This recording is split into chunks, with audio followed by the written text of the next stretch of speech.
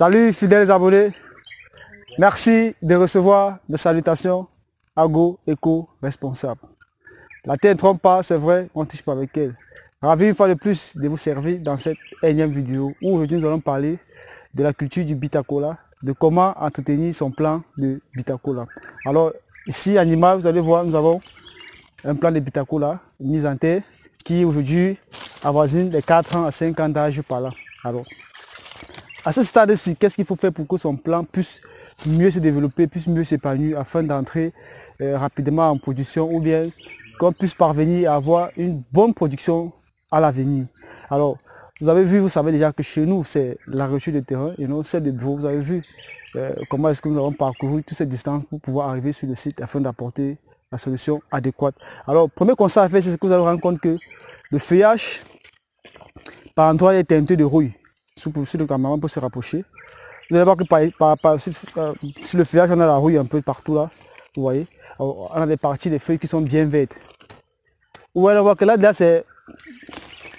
on a un problème d'attaque. Et quand c'est comme ça, là, la plante ne peut pas facilement croître. Pourquoi? Parce que comme les feuilles sont atteintes de rouille, elles ne pourront pas facilement faire la photosynthèse. Et si la photosynthèse n'est pas bien faite, là, la croissance sera réduite. Vous voyez qu'il va falloir faire un traitement. Vous voyez que lorsqu'on frotte, ça s'éclaircit. Vous voyez.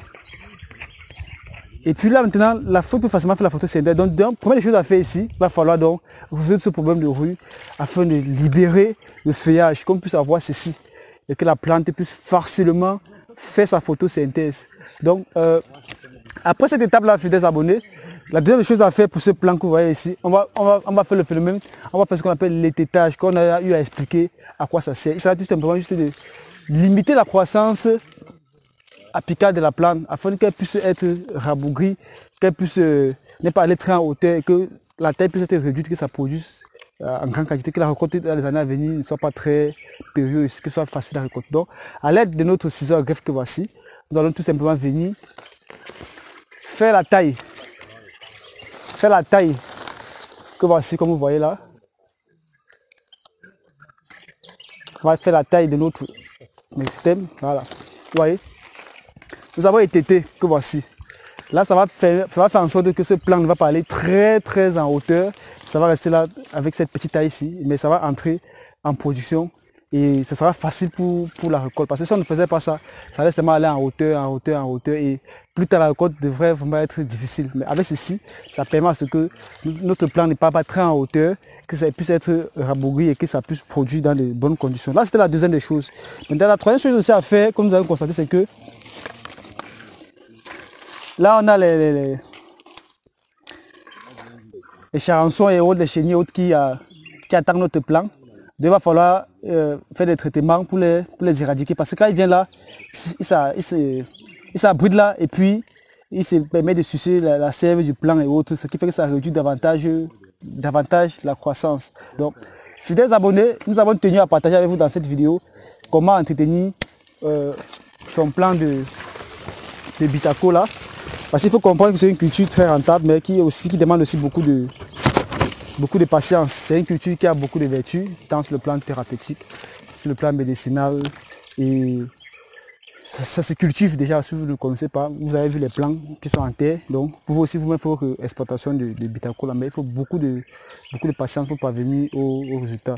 Là, ce plan-ci, on peut encore dire, on attend au moins 3 à 4 ans par là pour essayer de voir les premiers produits. Là, ça fait un total de 8 ans au moins par là pour que ça puisse commencer à entrer en production. Mais avant que ça entre en production, il ne faut pas juste planter et abandonner.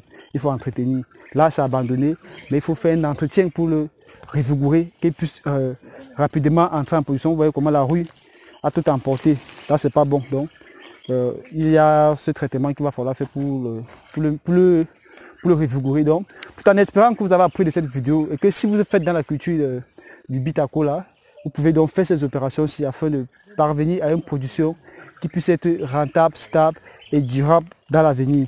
Nous vous conseillons beaucoup à vous lancer dans cette culture parce que vous savez, c'est une culture qui est très prisée, très rentable sur le plan économique, mais qui demande beaucoup de patience. Car vous savez, l'activité agricole, ce n'est pas une activité de sprint, mais c'est une culture d'endurance. Alors, je vous conseille humblement et massivement vous lancer dans cette culture, mais il faut la patience. Alors, chers agripreneurs, n'hésitez pas à les mettre en exergue ce que nous avons expliqué dans cette vidéo aussi, afin de parvenir à une production de Bitacola dans l'avenir en quantité et de qualité.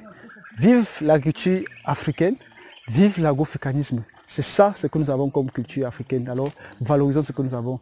C'était comme ça pour vous, le Chantina agroafricain, pour vous servir avec beaucoup de plaisir dans cette énième vidéo. Disons-nous à très bientôt. Bye bye.